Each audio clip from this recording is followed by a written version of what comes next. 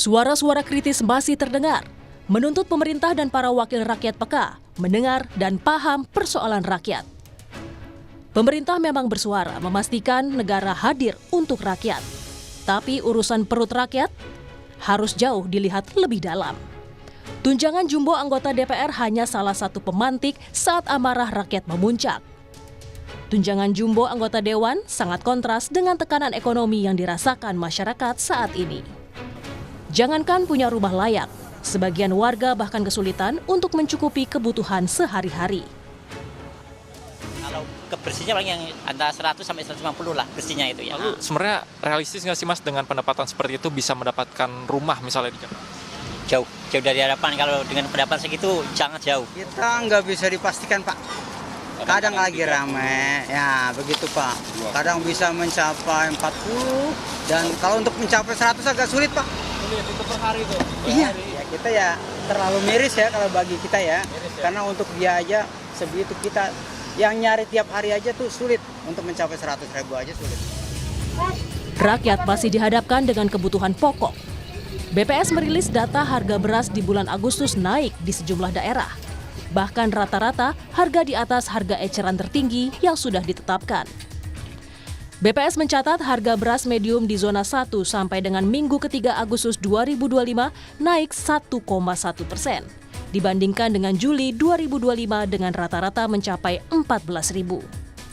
Harga ini berada di atas harga eceran tertinggi HET sebesar Rp13.500. Di tengah mahalnya harga bahan pokok salah satunya beras, kekhawatiran muncul dari golongan kelas menengah dan bawah. Gelombang PHK masih terus terjadi sejak awal tahun 2025. Kondisi ini berpengaruh pada kondisi ekonomi masyarakat. Kemiskinan di kota naik karena warga setengah menganggur di kota, meledak sampai 460.000 orang. Jumlah penduduk miskin perkotaan September di 11,05 juta jiwa atau 6,6%. Jadi 11,27 juta jiwa alias 6,7% bulan Maret seperti yang dirilis BPS. Semakin tertekannya kelas menengah di tanah air juga tergambar dari realisasi rasio tabungan. Rasio tabungan Juni ke Juli menipis ke 13,7% sebagai tanda berlanjutnya fenomena makan tabungan. Situasi kini kondusif, tapi pelaku UMKM mengaku masih cemas. Pedagang di kawasan Tanah Abang, Jakarta Pusat juga mengeluhkan sepi pembeli. Sejak rentetan unjuk rasa 25 Agustus lalu, jam operasional Mall Tanah Abang juga lebih pendek. Kita jadi sepi, nggak ada yang ke pasar, jadinya orang pada takut ke pasar. Mas, luar biasa dampaknya. Nah, gimana, boleh diceritain? Boleh ceritanya begini, jadi kan semuanya bukan kita aja, khususnya semua pasar Tanah Abang ini ya luar biasa dampaknya. Padahal nih dari bulan Agustus kemarin udah mulai rame.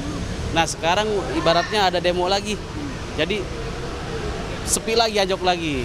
Ini dari pengunjung berkurang. Oh gitu. Iya. Pendapatan juga berkurang? Berkurang semuanya, dari daerah nggak ada yang masuk, berkurang. Orang tadi takut ke Tanah Abang. Ekonomi harus tetap bergeliat, keamanan harus terjamin. Menteri Koordinator Bidang Ekonomi Airlangga Hartarto menegaskan, pemerintah menjamin roda ekonomi tetap berjalan. Pemerintah juga mengimbau pengusaha tetap optimistis. Dan mengimbau para pengusaha untuk tetap tenang dan optimis. Dan kami tentu seluruhnya mempunyai tanggung jawab moral kepada bangsa ini untuk mempertahankan roda perekonomian agar penciptaan lapangan kerja dan mereka yang bekerja tetap terjaga dan lapangan kerja dan kesejahteraan masyarakat tentunya itu menjadi perhatian utama dari pemerintah. Center for Strategic and International Studies (CSIS) menilai gejolak sosial lewat unjuk rasa sebagai akumulasi krisis kepercayaan publik terhadap pemerintah menjaga fiskal negara. Akar masalahnya adalah adanya krisis kepercayaan kepada pemerintah akibat runtuhnya legitimasi fiskal. Rakyat diminta membayar pajak, membayar iuran, dan menerima efisiensi yang dilakukan oleh pemerintah, tapi sementara di sisi lain pemerintah tampak boros, menambah jumlah kementerian dan lembaga, membiarkan rangkap jabatan di BUMN, serta menaikkan gaji dan tunjangan pejabat.